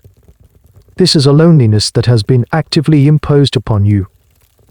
You have just been with people, in the most intimate and terrible of circumstances, and the result was not connection, but a more profound and violent separation. You are not just alone, you are banished. Your mind replays the events of the night, the nervous messenger, the grieving widow, the hostile son, the still face of Thomas the Weaver, the taste of the bread, the bitterness of the ale, the shouted curses and the sting of the thrown stones. It all swirls together in your head, a disorienting soup of memory and sensation. You think about the concept of sin itself. To the villagers and the priest, it is a well-defined list of transgressions against God's law. But to you, it has become something more tangible. It's the heaviness in your gut, the grey film over your perception of the world. It's the weight of other people's choices. You are carrying the consequences of actions you did not commit. This raises a fascinating theological question that scholars of religion sometimes touch upon. What is the nature of the sin being transferred? Is it the guilt, the eternal punishment, the memory of the act? The folklore is conveniently vague on this point. It simply states that the sin is eaten. This ambiguity is what gives the ritual its power. It allows the family to believe in a complete and total transference, a spiritual wiping of the slate. But for you, the carrier, the ambiguity is a source of quiet horror. What exactly have you taken on? As you get closer to your hut, a strange sense of relief washes over you. That small, cold, isolated hovel, which is a symbol of your ostracism, also feels like the only safe place in the world. It is a refuge from the judgment and violence of the village. It is the one place where you are not the sin eater, you are just you. You finally see it through the trees, a squat, dark shape against the brightening sky. It looks pathetic and fragile, but to you, it is a fortress of solitude. No one will follow you here. No one will throw stones at your door. Here, the only demons you have to face are the ones you carry inside you. One of the more poignant, and perhaps romanticized, ideas that later writers attached to the figure of the sin eater is that they developed a deep, almost mystical connection with nature. Shunned by humanity, they supposedly found companionship in the animals and the trees. This is a classic trope of the noble outcast. The historical reality is probably far less romantic. Your relationship with nature is born of pure necessity. You know the woods so well not because you are a mystic, but because you are a survivor. You know which plants are edible because you are starving. You know the animal tracks because you might be able to trap a rabbit, but still, there is a grain of truth to it. The woods are your silent, unjudging companion. They provide for you, and they hide you. You reach the door of your hut and lift the simple wooden latch. The familiar groan of the hinges sounds like a welcome. You step inside, into the cool, familiar darkness. The air smells of old smoke, damp earth, and you. It is the smell of home. You let your cloak fall from your shoulders onto the floor. You sink down onto your straw pallet, the exhaustion hitting you like a physical blow. You have earned a few more days of life. But as you lie there, listening to the forest wake up around you, you can't help but feel the heavy, invisible weight of the dead weaver settling in beside you. The sun is higher in the sky now, but its light barely penetrates the single, small, grime-covered window of your hut. It's a dim, hazy glow that does little to warm the perpetual chill in the air. You haven't slept. You've just been lying on your straw pallet, staring up at the thatched roof, your mind a turbulent sea. The food sits in your stomach like a stone. The immediate, desperate pangs of hunger have been replaced by a dull, heavy discomfort. It's a feeling you know well. It's the physical manifestation of the night's work. Your body has been fed, but your spirit feels indigestible. You replay the final moments of your visit to the village. The curses, the thrown objects, the slamming doors. It's a ritual of purification for them, a way of casting out the defilement you represent. Now that you've absorbed the sins of Thomas the Weaver, you are no longer just a social outcast. You are a walking, breathing vessel of damnation, and their reaction is one of spiritual self-preservation. This violent expulsion serves a critical social function. It starkly delineates the boundary between us and them, between the community of the saved and the lone, damned individual. By collectively participating in your banishment, the villagers reaffirm their own bonds and their shared moral code. They are united in their rejection of you. It's a powerful, if brutal, form of social cohesion. You sit up, swinging your legs over the side of the pallet. The few coins from the night's work are on the floor where you dropped them. You pick one up. It's a silver groat, worn smooth with use. You rub its cool surface with your thumb. This coin has passed through countless hands. It has bought bread, paid a tax, been wagered in a game of chance. It is a piece of the world that despises you. You are now faced with a practical problem: how to live with the latest acquisition. Not the coin, but the sin. How do you integrate the spiritual weight of Thomas the Weaver into the already heavy burden you carry? This is a question the folklore never addresses. It's focused on the dramatic ritual of consumption and expulsion, not the quiet, mundane aftermath. There are no handbooks for sin eaters, no guide to managing an ever-expanding inventory of spiritual toxins. You are left to figure it out on your own. Over time, you've developed your own private, silent rituals of containment. You don't try to fight the feeling or deny it. That only seems to make it stronger. Instead, you acknowledge it. You give it a space. You might go to a specific, secluded spot in the woods, a hollow oak, a flat stone by a stream, and just sit. You don't pray. You don't meditate in any formal sense. You just sit, and you let the feeling be. You let the quiet patience of the forest absorb some of the psychic noise. This brings up an interesting debate among psychologists and historians who study belief. Is it possible for a person to take on the psychological burdens of others through ritual? The modern concept of vicarious trauma, often experienced by therapists or first responders, offers a parallel. They aren't literally absorbing your spiritual essence, but by repeatedly bearing witness to suffering and distress, they can experience their own form of psychological harm. Ritualized version of this: you are the designated trauma bearer for your community's deepest spiritual anxieties. The historical evidence for the long-term psychological effects on sin eaters is non-existent, forcing historians to speculate based on what we know about human psychology. It's an area where history and psychology intersect in a fascinating way. Today you feel a restless energy, a kind of nervous agitation that you associate with the Weaver's temperament. Is this a genuine echo of his personality, now residing within you, or are you simply projecting what you knew of his reputation onto your own feelings? It's impossible to untangle. The line between you and the souls you've consumed has become porous, indistinct. You decide you cannot stay in the hut. You need to walk. You leave the coins on the floor, pull on your threadbare cloak, and step outside. The day is bright, the air crisp. The world looks painfully normal, oblivious to the metaphysical transaction of the night. You walk away from the village, deeper into the woods. You need to find a place where the trees are thick and the silence is deep. A place where you can sit with the ghost of a dead weaver and try to make peace with the fact that he now lives inside you. You walk, not to escape the feeling, but to learn how to carry it. It is the only skill your strange profession truly requires. The path you take is not a path at all. It's a barely there trail of your own making, winding deeper into the ancient woods that border the village lands. The further you walk, the more the sounds of human activity fade, replaced by the subtle symphony of the forest, the gentle rustle of leaves in the breeze, the distant tap-tap-tapping of a woodpecker, the hum of insects. This is your sanctuary. You carry the night's earnings with you, not in a pouch, but clutched tightly in your hand.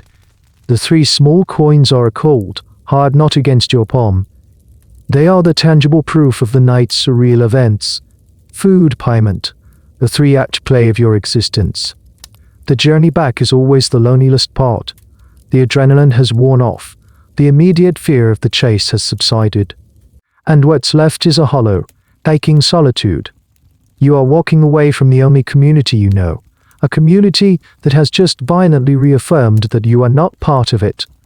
The psychological distance between you and the village feels far greater than the physical miles you are putting between you. You think about the family. By now, the house of Thomas the Weaver will be filled with neighbors. The official, sanctioned rituals of mourning will have begun. The women will be consoling the widow. The men will be sharing memories of the deceased, perhaps conveniently forgetting his short temper and miserly ways, and the priest will be preparing for the Christian burial. Your role in the night's events will be a deeply buried secret, a shameful memory that the family will never speak of again. You were a necessary evil, a footnote in their grief, and they have already turned the page. This erosure is part of the process. For the family to heal and rejoin the community without shame, your contribution must be rendered invisible. You are the spiritual cleaner, and like any good cleaner, you are expected to be discreet and disappear once the job is done. The history of your profession is similarly full of holes and errors. We know of you mostly through the writings of others antiquarians, folklorists, clergymen who wrote about you as a strange, local curiosity or a deplorable pagan survival.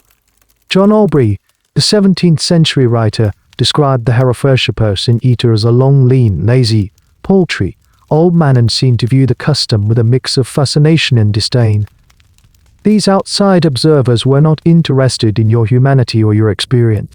They were collectors of strange facts, cataloguing you like a rare and unpleasant insect. This is a common problem in history, often called the problem of silence. The voices of the poor, the marginalized, and the illiterate are rarely preserved in the historical record. We have countless documents from kings, nobles, and churchmen, but the inner life of a peasant, let alone an outcast like a sin-eater, is almost entirely lost to us. Historians are left to try and reconstruct your world from these biased, external accounts and from the material culture you left behind, which, in your case, is nothing. You were a ghost even when you were alive. This is a topic that historians are constantly grappling with, how to tell the stories of those who left no records of their own. You find your spot, a small, sun-dappled clearing where a massive, ancient oak tree stands. Its trunk is gnarled and thick, its branches reaching out like wizened arms. You have been here before. This is one of your places of quiet. You sink to the ground at its base, your back against the rough bark, and you finally unclench your fist. The 3 coins fall into your lap. They seem small and insignificant against the backdrop of the ancient forest. This is what you earned. A few days' worth of food. You weigh the coins in one hand and the invisible burden of the weaver's soul in the other. The scales are not even close to balanced. You lean your head back against the tree and close your eyes. The sun is warm on your face. For a moment, you are not the sin-eater. You are not a vessel of corruption. You are just a tired person, sitting in the woods. The heaviness is still there, a low hum beneath the surface of your thoughts, but out here, in the vast, indifferent silence of nature, it feels a little more manageable. You can breathe. You are home. The journey is over for now. Back in the familiar solitude of your hut, the world shrinks to the size of a single room again. The door is barred, not against any physical threat, but against the memory of the world outside. Here, you are the master of a tiny, silent kingdom. The fire in the hearth is low, just a few glowing embers that you carefully stoke, adding a few precious pieces of dried wood. The small flame that flickers to life is a victory, a small pocket of warmth and light in the encroaching twilight.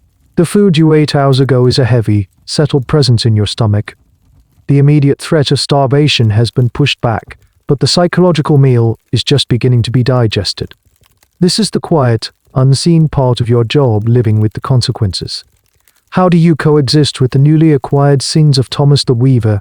It's not a conscious process, not something you can control. It's a slow, subtle integration. You find yourself in the coming days experiencing flashes of emotion that don't feel entirely your own. A sudden, sharp spike of irrational anger when you drop a piece of firewood. A wave of miserly anxiety as you count and recount the 3 small coins. A deep, weary bitterness that seems to well up from nowhere. Are these the echoes of the weaver's soul, now tangled up with your own, or is your mind, exhausted and suggestible, simply playing tricks on you, manifesting the personality traits you were told he had? There is no way to know. You are the sole witness to your own internal landscape, and it is becoming an increasingly crowded place. This process is a form of unwanted empathy. You are forced to carry not just the sins of the dead, but a shadow of their personhood. You didn't know Thomas the Weaver in life, but you are getting to know him intimately in death. It's a grotesque parody of human connection. This brings to mind the old philosophical question: what constitutes a person's identity? Is it their body, their memories, their actions, their soul? Your existence throws all of these into question. Your body is your own, but your soul is a patchwork quilt of other people's failings. Your memories are your own, but they are increasingly colored by the phantom emotions of the dead. You are a living argument against the idea of a singular, indivisible self. Historians who study the history of emotions are fascinated by figures like you. They explore how different cultures understood and experienced feelings like grief, anger, and fear. In the medieval world, emotions were often seen as external forces or humors that could take hold of a person. Anger was a hot humor, grief a cold one. Your experience aligns with this older understanding. You haven't just eaten a symbol of sin, you've ingested the emotional residue of a man's life, and now his choleric, bitter humor is mingling with your own. To cope, you engage in simple grounding tasks. You meticulously clean your single wooden bowl, scrubbing it with sand and water as if the bitter ale are gone. You sweep the packed earth floor with a handmade broom of twigs. You mend a tear in your cloak with a bone needle and a piece of thread you painstakingly spun yourself. These small repetitive actions are an anchor. They are tasks that belong to you and you alone. They are a way of reclaiming your own identity, of drawing a line in the sand between yourself and the ghosts you carry. One of the most obscure and debated facts about sin eaters is the belief that they were forbidden from entering a church, not just by social custom, but by a kind of spiritual law. The idea was that their presence, saturated with so much unconfessed sin, would desecrate the holy ground. Some tales even claim that a sin eater who tried to cross the threshold of a church would be physically repelled by an invisible force. This is almost certainly folklore, a way to emphasize your complete separation from the world of the sacred. But as you sit in your hut, you feel the truth in the metaphor. You feel profoundly unpermanently cut off from any hope of grace or salvation. You save others, but you can never save yourself. As night falls, you don't light a candle. You sit in the darkness, letting the fire burn down to embers again. You are learning the shape of this new weight inside you. It's a quiet, lonely process of acclimatization. You are not just a sin eater, you are a sin keeper. And the collection you curate is growing, soul by weary soul. Let's pull the camera back for a moment. Let's step out of your cold, lonely hut and into a different kind of quiet of a university library or a historian's study. Because the story of you, the sin eater, is not just a tale of folklore and fear. It's also a story about history itself, how it's written, how it's remembered, and how it can be lost. The biggest, most fundamental question that hangs over your entire existence is a simple one: were you real? This is a subject of genuine, and sometimes surprisingly heated academic debate. For centuries, the existence of sin-eaters was largely taken for granted, based on the accounts of antiquarians and folklorists like John Aubrey in the 17th century and, later, Bertram Pockler in the 20th century. These writers presented the sin-eater as a documented, if bizarre, profession that persisted in the remote, backward corners of Britain, particularly in the Welsh marches. Their descriptions were of evidence-specific: the ritual, the payment, the incantations. However, in more recent times, modern historians have started to look at these sources with a more critical eye. They've pointed out some significant problems.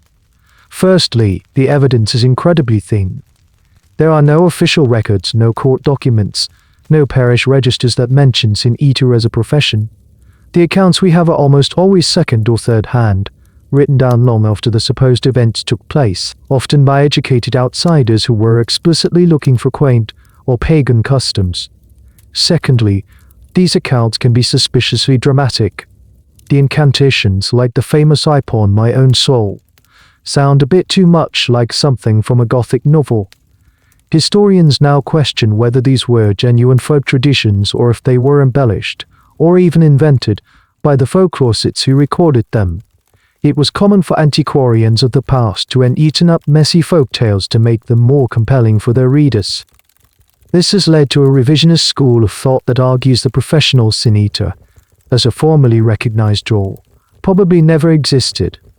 They propose an alternative theory: the practice was likely a much more informal, ad hoc folk ritual. When a family was desperate, they might have persuaded a local beggar or a passing tramp to perform the act in exchange for food. This person wouldn't have been a sin-eater by trade, they would have just been a hungry person who participated in a strange custom once or twice. The legend of a dedicated, professional sin-eater, they argue, was a later invention of folkloric accretion that grew up around these isolated incidents. On the other side of the debate are historians and folklorists who argue that the absence of evidence of absence. They contend that a practice this secretive, shameful, and reviled would, by its very nature, leave no paper trail. Of course the church wouldn't record it. Of course the legal system would ignore it. Its existence was entirely off the books. They point to the consistency of the core elements of the ritual: the bread, the ale, the passing over the body, the payment across different accounts from different time periods as evidence of a genuine, persistent folk tradition. One particularly compelling piece of evidence often cited is an entry in the diary of John Aubrey, where he claims to have seen a sin-eater in person. But even this is ambiguous. His notes are brief and lack the detail that would satisfy a modern historian. So where does that leave us? The truth is, we are unlikely to ever know for sure. The historical record is too fragmented, too biased, too silent. You, the sin-eater, exist in that fascinating grey area between history and folklore. You are a Schrodinger's cat of the past, both real and not real, depending on how you interpret the evidence. The academic consensus, if such a thing exists, is that the truth likely lies somewhere in the middle. The practice probably did happen in some form, but the idea of a full-time professional sin-eater is likely an exaggeration. But let's step back inside the hut. For you, sitting by the dying fire, this academic debate is meaningless. The hunger was real, the house of grief was real. The bread and ale were real. The coins are real. The crushing weight of the ritual and the sting of the stones were real. Whether history chooses to remember you as a fact or a folk tale doesn't change the reality of your life, lived out in the cold, lonely margins of a world that needed you and hated you in equal measure. Your existence is a testament to the power of belief, and that is a force that doesn't always leave behind the kind of evidence a historian can file away in a neat little box. The days following the ritual at the weaver's house settle into a familiar, monotonous pattern. You forage, you sleep, you watch. But something has shifted. The world doesn't look quite the same because you are no longer the same person who left this hut a few nights ago. You are now, in a small but significant way, also Thomas the Weaver. This is the central truth of your existence. You are not a person in the way others are. You are a container, a vessel. Each time you perform your duty, you absorb not just the abstract concept of sin, but the specific, named sins of a specific person. You are a walking, breathing archive of the community's moral failings.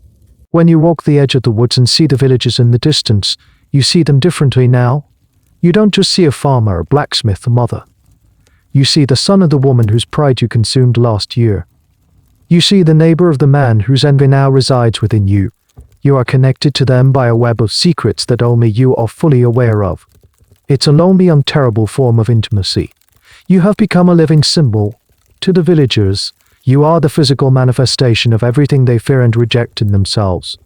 When they see you, or more often, when they think they see you as a flicker of movement at the edge of the woods, they are not seeing a hungry, lonely human being. They are seeing their own potential for damnation. They are seeing the embodiment of sin itself. This transformation from person to symbol is a powerful social mechanism. By projecting all their anxieties about sin and death onto you, they are able to achieve a kind of psychological distance from those fears.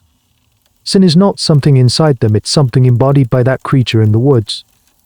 This makes their own spiritual lives feel cleaner, more manageable. You are their other, and your existence helps them define who they are. This idea of a person becoming a living symbol is not unique to you. Think of a king. A king is a person, of course, but he is also the living symbol of the nation, of divine right, of justice. His body is not just his own, it's the body politic. When he wears the crown and sits on the throne, he is no longer just a man, he is an institution. You are the dark mirror of this. You are the anti-kin, and your role is to be the symbolic repository for the kingdom's spiritual waste. A strange and little discussed aspect of your condition is how it affects your relationship with your own past. Who were you before you became a sin eater? Did you have a family, a trade, a different name? The memories are hazy, indistinct, like a landscape seen through thick fog. The weight of the other lives you've absorbed seems to have crowded out your own. The identity of sin eater is so all-consuming that it has devoured the person you used to be, replaced by the collective history of the village's transgressions. This error is a subject of debate for social historians. Was becoming a sin eater always a choice born of pure desperation, or were some people forced into the role? It's conceivable that a community might designate a local outcast or a person with a disability as their sin eater, effectively sentencing them to this life. The mechanics of how one entered the profession are, like so much else, lost to history. Was there an apprenticeship, a passing of the torch from one generation to the next? The folklore is silent, leaving only unsettling possibilities. You are trapped in a role that society has created for you, and the more you perform it, the more you become it. The line between the mask you wear and the face beneath it has dissolved. You are what you eat. As you sit outside your hut, mending a fishing net made from nettle fibers, you look at your hands. They are calloused and dirty, the hands of a survivor. But in your mind's eye they are stained. They are the hands that lifted the weaver's sins to your lips. They are the hands that carry the weight of countless unseen burdens. They are not entirely your own anymore. They belong to the dead, and as long as people continue to die with fear in their hearts, your work will never be done. You are a permanent fixture in their world, the darkness that proves their light is shining. Life as a walking vessel of sin is a heavy, monotonous existence. Their days are defined by a dull, grinding ache of loneliness and the constant, low-level hum of other people's absorbed failings. But even in a life as bleak as yours, there are moments of grace. Tiny, forgotten by history slivers of peace that make the burden manageable. These moments never come from the world of people. They are found in the quiet, unjudging companionship of the natural world.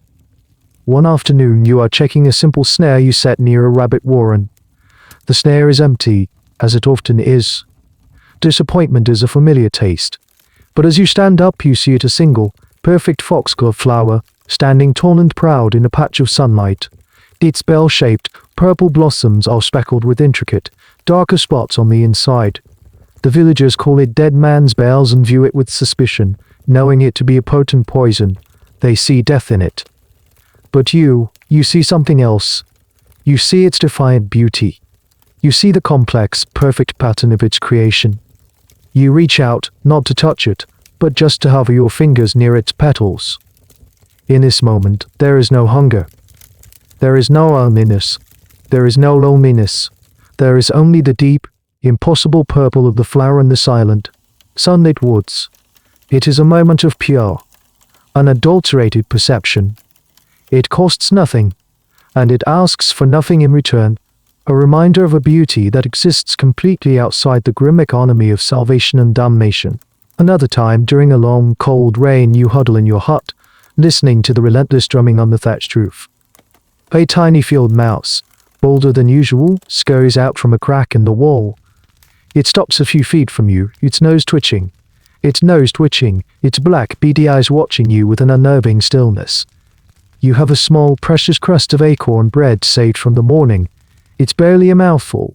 Without thinking, you break off a minuscule crumb and toss it onto the floor. The mouse flinches, then creeps forward cautiously. It sniffs the crumb, snatches it in its mouth, and darts back into the shadows of the wall. It's a transaction, a gift freely given, a meal shared. In that tiny, insignificant moment, you have a connection with another living being that is not tainted by fear or revulsion. The mouse doesn't know you are a sin eater. It only knows you as a source of unexpected bounty.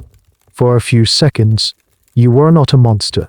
These moments are your secret treasure, the warmth of the sun on your back on a clear day, the intricate, crystalline pattern of frost on a dead leaf, the taste of a wild strawberry, a burst of unexpected sweetness. These are the things that keep you sane. They are your private, unwritten scripture. Historians often struggle to reconstruct the emotional and sensory world of people in the past, especially the non-elites. We can read about battles and laws, but what did the world feel like to someone like you? What brought them joy? This field, sometimes called sensory history, tries to piece together the smells, sounds, and textures of the past.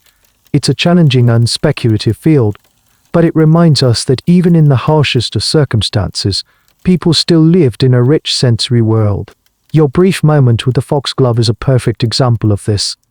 It's a piece of your history that would never be recorded, but it is as real and as important as any royal decree.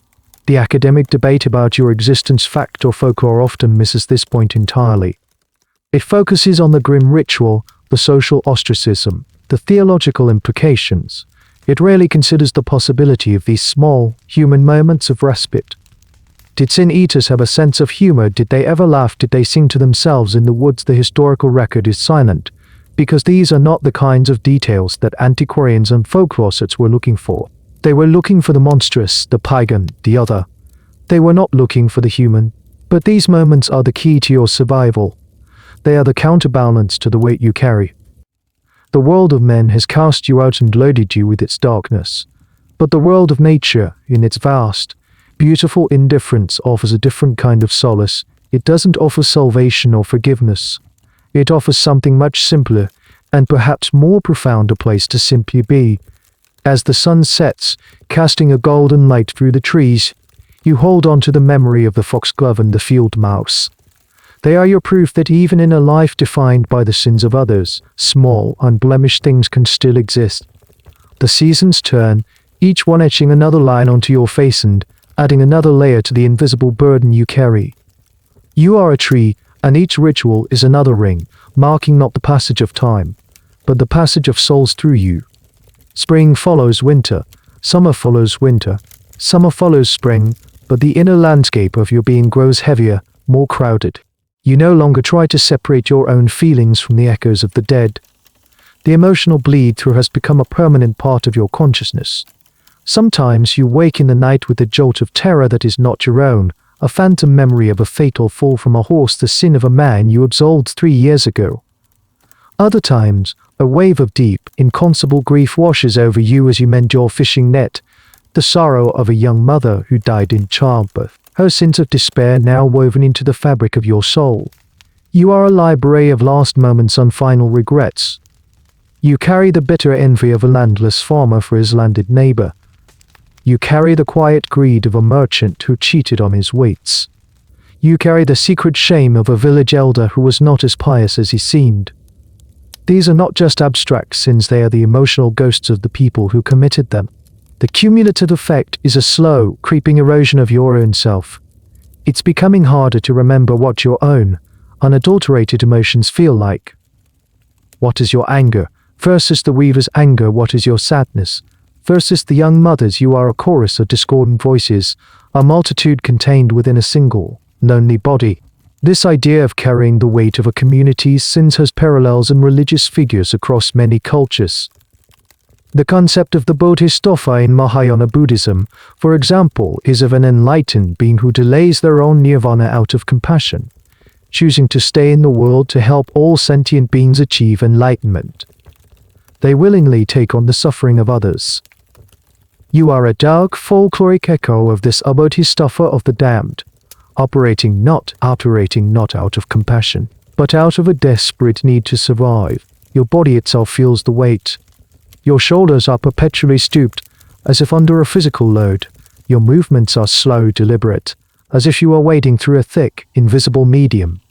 You talk to yourself sometimes, in a low murmur, not because it's the only way to have a conversation where the other party isn't a ghost. The historical debate about your profession often centers on whether you were a real person or a legend. But perhaps the more interesting question is what the idea of you says about the society that created you. The belief in a figure who literally reveals a profound need for a tangible, physical solution to a spiritual problem. It suggests a world where sin was not just a moral state, but a kind of substance, a spiritual toxin that could be located, transferred, and contained. Whether real or imagined, was a testament to their desperate desire for purity and their terror of contamination. One of the more chilling and rarely discussed implications of your work is the sheer volume of it. Over the years, how many souls have you consumed? 10, 20, 50? You have become a walking necropolis, a cemetery of spirits. The villagers see you as a single, monstrous entity, but you know the truth. This cumulative burden is something that has no real parallel. Even a priest who hears countless confessions is acting as a conduit for God's forgiveness. The sin passes through him to God. For you, there is no through. You are the final destination. The buck stops with you. You are a spiritual dead end. As you sit by your fire on a cold autumn night, you can almost feel their presence in the hut with you. The weaver, the farmer, the mother, the merchant. They are the silent, unseen tenants of your soul. You are their keeper, their warden, their living tomb. You have into the flesh your own. You look into the flames, and you wonder if there is any space left inside you that is still just you. Or have you become nothing more than the sum of other people's endings? The thought is colder than any winter wind. The years have been piling up like fallen leaves, and your body has become a faithful record of their passing. Your hair is more grey than brown, your face a road map of wrinkles carved by sun and sorrow. The aches in your bones are a constant companion, a dull drumbeat reminding you of your own mortality. And this brings you to the ultimate terrifying and deeply ironic question. When you die, who will eat your sins? This is the logical paradox at the heart of your existence. You are the community's solution to the problem of a bad death, but death without purification. But your own death is destined to be the worst of all. You will die alone in this hut, far from the sound of a church bell or the comfort of a priest's prayer. And you will die carrying not just your own lifetime of sins, the sin of pride, perhaps for enduring your fate with such stoicism, or the sin of despair on your darkest nights, but the accumulated sins of dozens of other souls. Your soul is not just stained, it is saturated, black with the transgressions of a generation. Who will perform the ritual for you? Another sin-eater. You are the only one. You have never met of your kind. You are not part of a guild or a fraternity. You are a singularity, a profession of one. To even imagine another sin-eater implies a world with twice the sorrow, a thought bleak to entertain. Will the villagers, in a final act of pity or fear, seek out some poor beggar to cleanse your soul? The idea is almost laughable. They would not dare. Your corpse would be seen as a site of ultimate spiritual toxicity, a metaphysical biohazard. They would be more likely to burn your hut to the ground with your body still inside, hoping to purify the land with fire than to risk any contact with your remains. This final, unanswerable question highlights your absolute and total exclusion from the system of salvation you enable. You are the key that unlocks the door to heaven for others, but you yourself are locked out, and you have swallowed the key. This paradox is something that theologians and folklorists find fascinating. Your role is a dark reflection of the concept of a scapegoat or a sacrificial figure, but with a crucial difference. In many religious traditions, the sacrifice is ultimately redeemed or sanctified through their act. The martyr becomes a saint. The scapegoat, by carrying away the sins, performs a holy function. But there is no redemption for you. You are a one-way street to hell, and you are both the street and the traveler. This problem, the sin eater's paradox, is not something that appears in the primary folkloric accounts. They are concerned with the living ritual, not the fate of its practitioner. It's a question that arises from a logical and theological analysis of the role, a loose thread that, when pulled, unravels the entire concept. It suggests that the folk belief system that created you was not a perfectly coherent theology. It was a patchwork of desperate solutions to immediate problems. You're a patchwork of desperate solutions to immediate problems, not a grand, systematic philosophy.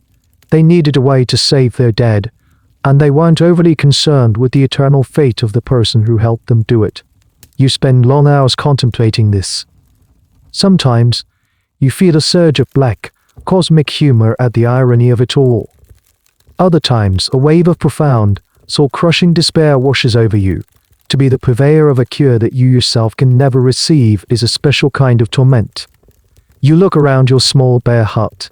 This will be your tomb. The trees outside will be your only mourners. The wind will be your only funeral dirge. There will be no stone to mark your passing, no name remembered in a prayer.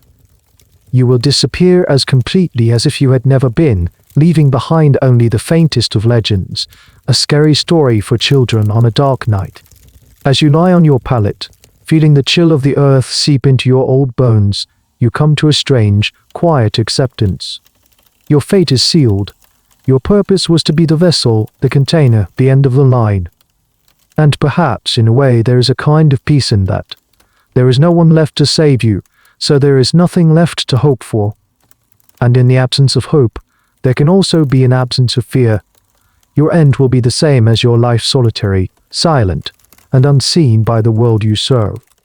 One evening, as the sun bleeds across the horizon in strokes of deep orange and violet, you are sitting at the entrance of your hut. The air is cool and still, carrying the scent of damp earth and decaying leaves.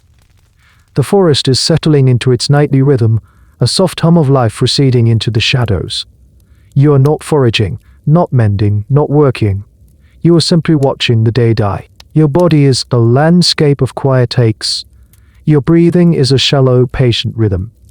You have lived a long time, longer than many of the villagers you've served.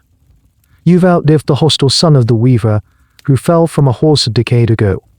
You've outlived the widow, who passed peacefully in her sleep, her soul, you assume, needing no intervention from you. You have become a constant, a fixed point of shadow, a fixed point of shadow at the edge of their changing world. You look out towards the village, now just a distant collection of twinkling lights. For so many years that sight has filled you with a complex mix of longing and resentment. It was the world that shut you out, the world that defined you by its own fears. But tonight, you feel something different. The anger has faded, worn down by the slow, grinding erosion of time. The longing has softened into a kind of detached curiosity. They are just people, living their small, fraught, beautiful lives, tangled in their beliefs and their fears. They did what they thought they had to do, and you did too, in your long solitude. You have come to understand something that the priest in his church, with all his books and doctrines, may never grasp. You have learned the true nature of sin. It is not a list of rules broken. It is not a debt to be paid to a distant, angry God. It is simply the harm that people do to one another and to themselves. It is the weight of regret, the acid of bitterness, the heavy cloak of shame. You are a museum of human frailty. You have held the greed, the lust, the wrath, the pride of a generation within the fragile vessel of your own body. And you have survived. You have endured. In your own strange, silent way, you have triumphed. You were meant to be a monster, a thing of darkness and fear. But in the crucible of your loneliness, you have found a kind of grace that no church could offer. A grace born of radical acceptance. The historical figure of the sin eater is often portrayed as a tragic, pathetic creature crushed by the weight of their burden. But this interpretation, often put forth by the very society that created the role, might be missing the point. Is it possible that the ultimate act of defiance for a sin eater was not to collapse, but to endure to carry the weight of the world's sins and not be broken by it? This is a question of agency that his study marginalized figures often ask. Even within the most oppressive systems, people find ways to assert their humanity. Perhaps your quiet entrance, your private moments with a flower or a mouse, your silent communion with the forest, perhaps these were your acts of rebellion. A single bright star appears in the darkening sky. The evening star, you watch it, the point of pure, cold light in the vast emptiness. You think of all the souls you have consumed, the weaver, the farmer, the mother, all the ghosts that live within you. They are quiet tonight. The chorus of their failings has faded to a low, gentle hum, the background radiation of your own existence. You are not afraid of what comes next. You have faced the worst of what humanity has to offer, its fear, its cruelty, its capacity for harm, and you have absorbed it all. You have looked into the abyss and you have made it your home. When your time comes, you will lie down on your straw pallet and you will close your eyes. There will be no one to eat your sins. Your soul, heavy with the weight of 100 lives, will simply dissolve back into the earth, like a drop of ink in a vast, dark river. You realize is not a curse. It is a release. It is a return to the silence and the soil from which you came. It is, in its own way, a perfect ending. The star you were watching is still there, but now it seems softer, closer. The edges of the forest have dissolved into a deep, velvety darkness, and the silence is no longer empty, but full. It's the silence of deep sleep, the quiet hum of a world at rest. The aches in your bones have faded, replaced by a feeling of lightness, of floating. The heavy cloak of other people's lives, which you have worn for so long, seems to have slipped from your shoulders, leaving you wonderfully, peacefully unburdened. You can feel the cool, damp earth beneath you, not as a source of cold, but as a gentle, supportive presence. It is holding you. The spirits of the weaver and the farmer and all the others are no longer inside you, they are beside you, quiet and calm, their spectral forms losing their sharp edges, slowly blending into the night. They are not ghosts to be feared, but fellow travelers, finally at peace. The small, cramped hut around you seems to expand, its walls melting away into the ancient woods. You are no longer confined. You are part of the trees, their deep roots and high branches. You are the moonlight, dappling the forest floor. You are the cool night air, moving silently through the leaves. The lonely, singular you that has struggled for so long is finally dissolving, becoming part of a vast, interconnected stillness. There are no more questions, no more fears. There is only the steep, slow, peaceful current carrying you gently into the heart of the quiet night. You can rest now. Your watch is over. The journey is done. The end of the article. Good night.